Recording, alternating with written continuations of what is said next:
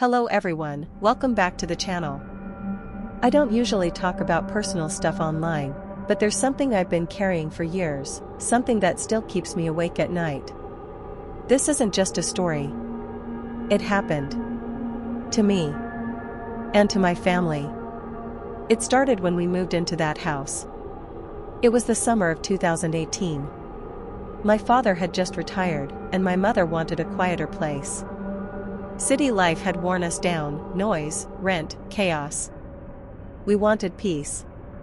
So when we found a big two-story house in the outskirts for half the usual rent, it felt like a blessing. The landlord was an old man.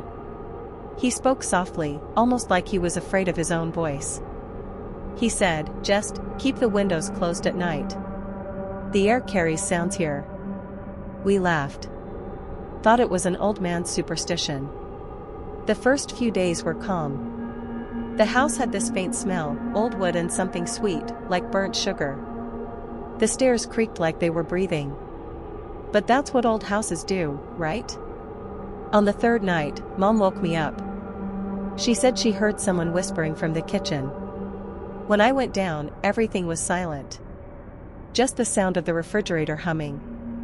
I told her it was probably the pipes or wind. But when I turned off the lights to head back up, I heard it too. A whisper. Right behind me. Close enough to feel the breath. I froze. The whisper wasn't words, just this low humming, like someone trying to form a sentence underwater. That night, none of us slept. Over the next few days, we started hearing footsteps. Always around 2:30 or 3 a.m. Soft, slow, circling the hallway. But whenever we opened the door, silence. Then one night, Dad got angry. He shouted into the dark, "If someone's there, come out." The house went silent for a few seconds. And then, 3 knocks. From inside the wall.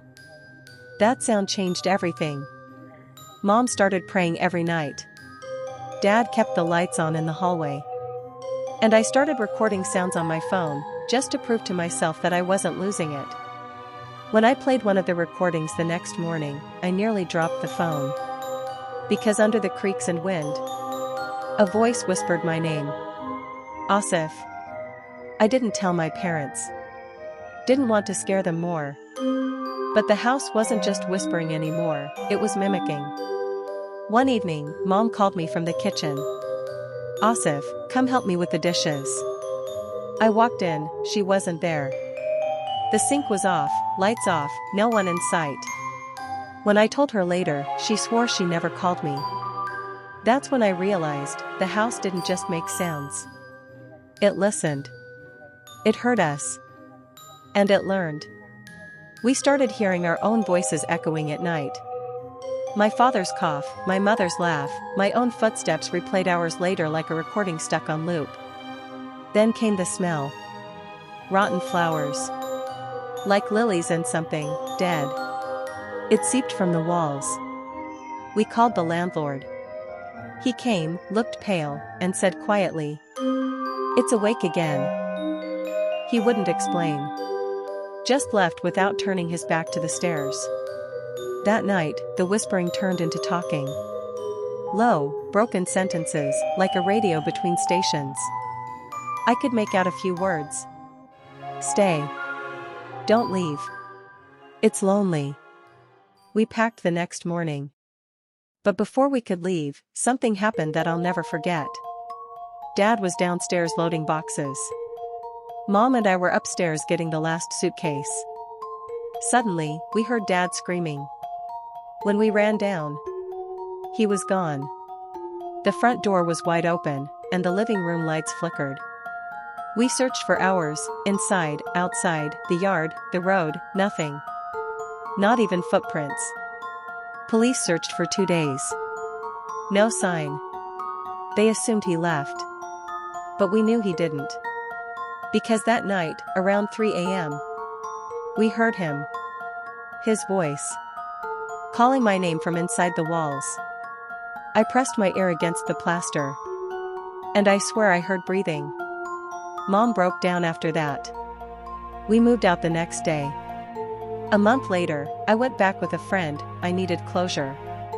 The house looked abandoned, even though someone else had already rented it. When I stepped inside, it was freezing. The air felt heavy, like it remembered me.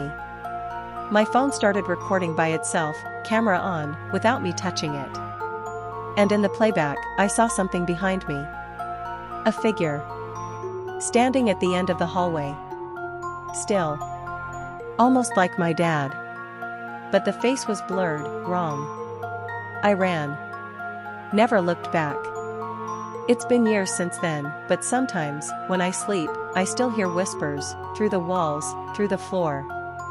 And sometimes, when I answer the phone, I hear my dad's voice on the other end, saying the same thing he said before we moved in.